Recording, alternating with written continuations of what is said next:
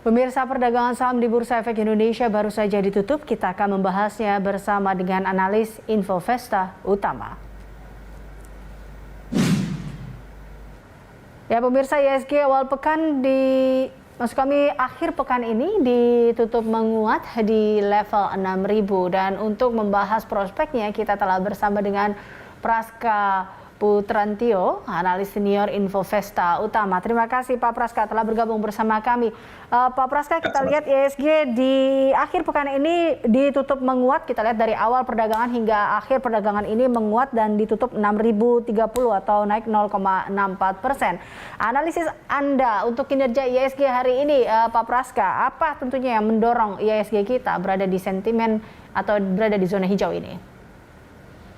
Ya, untuk pergerakan ISG hari ini memang bisa dikatakan cukup kontrarian ya dengan pergerakan bursa regional Asia yang justru malah cenderung melemah ya dengan rata-rata di atas 1%. Ya. Seperti itu. Dan secara sentimen saya melihat di sini tampaknya kita lebih ke arah technical rebound ya, pasca kemarin kita sudah jatuh lebih dari 2% ya.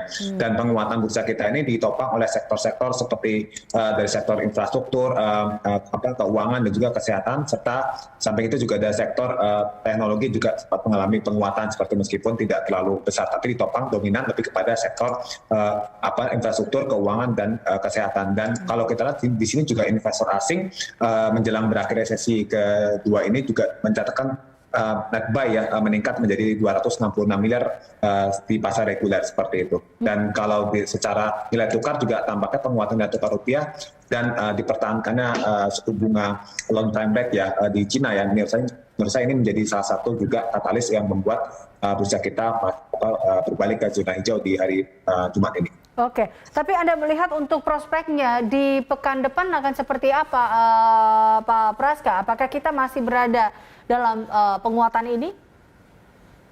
Ya, di pekan depan menurut saya penguatan tetap ada, hanya saja relatif lebih terbatas ya, karena secara isu ya di sepanjang pekan depan itu ada menantikan bagaimana rilis kedua dari GDP Amerika Serikat ya per Q2 yang per kuartal tumbuh 6,5%, serta juga rilis data-data indeks manufaktur di Amerika Serikat serta di negara Eropa seperti di Jerman dan juga Prancis, di mana di ketiga negara tersebut indeks manufaktur sudah cenderung mencetak angka all time high ya di level 63 lebih, dan juga ada pidato The Fed dari Federal Reserve yang akan juga dicermati tentu saja mengenai pandangan isu tapering yang apakah akan dilakukan di tahun ini atau tidak seperti itu. Dan secara kisaran pergerakan saya melihat pekan depan di sini tampaknya level 6.000 ini menjadi salah satu level support kuat untuk bisa dijaga atau tidak seperti itu. Artinya di sini investor harus mewaspadai beberapa sentimen, diantaranya terkait dengan teknikal, diantaranya GDP Amerika terkait dengan rilis manufakturnya, pidato The Fed terkait dengan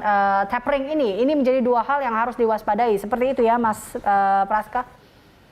Ya, betul sekali. Oke, baik. Seperti apa sih Anda melihat bahwa kita lihat terkait dengan saham bank dan juga teknologi di pekan depan? Apakah masih menarik dengan minggu ini? Ya, untuk saham bank ya, untuk bank-bank besar menurut saya ini masih menarik ya, karena dia baru hari ini mengalami technical rebound setelah kemarin tertekan yang menjadi pemberat indeks. Nah, untuk bank-bank besar seperti bank BBRI, BBCA ini masih menjadi bank yang masih menarik untuk dicermati ya. Namun untuk bank-bank yang digital ini menurut saya seperti Bank Arto ya masih menjadi yang salah satu pilihan karena masih memiliki timing pergerakan harga yang masih menarik secara technical view. Nah, secara saham teknologi pun juga kalau saya lihat di sini yang hari ini juga penguatannya tidak terlalu kencang ya. Ini menurut saya juga bisa dicermati, hanya saja kita lebih kepada buy on weakness pada saham teknologi. Mengingat potensi koreksi masih tetap ada. Apa faktor yang harus dipertimbangkan investor terkait dengan sektor ini, Pak Praska? Ya, untuk dari sektor perbankan tentu saja di sini kita melihat lebih kepada kinerja ya fundamental, di mana di ekonomi domestik kan kandidat di kuartal 3 dan 4, terutama di kuartal 4 diekspektasikan di sini mulai harusnya lebih baik ya, dan secara sektor perbankan sendiri penyaluran kredit kan sudah kembali ke area positif ya per Juni kemarin secara pertumbuhan kreditnya, dan ini diharapkan bisa berlanjut. Jadi sektor perbankan ini cukup mempunyai katalis positif yang kuat. Hanya saja koreksi jangka pendek akibat kekhawatiran tapering ini bisa dimanfaatkan investor untuk bisa buy on weakness ya pada saham-saham perbankan yang bagus seperti itu. Oke, baik. Pak Praska, kita lihat bahwa pasar masih bergerak fluktuasi menanti tadi ya sinyal The Fed.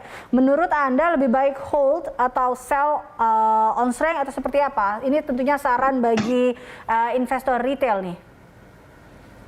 Ya, untuk investor retail menurut saya lebih baik kita buy on weakness ya, atau averaging down, tapi kita mencermati posisi support dari saham-saham yang bagus secara fundamental, terutama dari sektor-sektor yang menjadi andalan untuk recovery ekonomi dalam negeri seperti tadi ya, perbankan, ada kesehatan, ada teknologi, ya barang konsumsi juga, yaitu infrastruktur telekomunikasi ya, yang saat ini juga sahamnya masih memimpin penguatan. Nah ini yang menurut saya bisa dicermati oleh investor.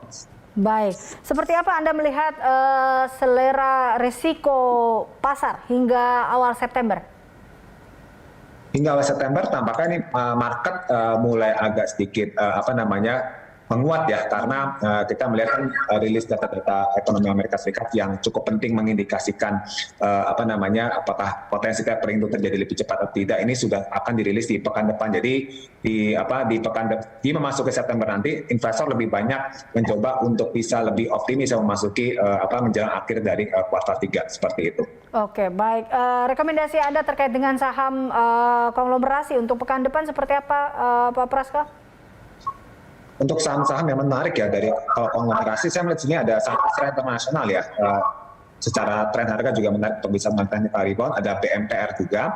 Samping itu juga yang selain konglomerasi ada Indika Energi ya, dan juga ada Ro Energi yang mana ditopang oleh penguatan harga komoditas batubara. Baik, terakhir prediksi Anda untuk IHSG di awal pekan depan berada di level berapa, Pak Praska? Baik, untuk Senin saya perkirakan IHSG tetap menguat ya, di kisaran 6.014 sampai di 6.087. Hanya saja tadi ya fluktuasi pasar bisa jadi tetap terjadi karena masih terpengaruh oleh kekhawatiran terkait tapering off meskipun tidak terlalu dominan seperti hari-hari kemarin seperti itu. Oke, dan rekomendasi saham Anda untuk hari Senin? Tadi yang terkait seperti pekan depan juga ya, itu ada Astra, ada Bimantara, BMTR ya kan, kemudian ada Indika Energi, Indi, ada Ro, dan juga ada AALI. Oke, baik Pak Praska, terima kasih telah bergabung bersama kami dalam Closing Market. Pemirsa, demikian Praska Putrantio, analis senior Infovesta Utama.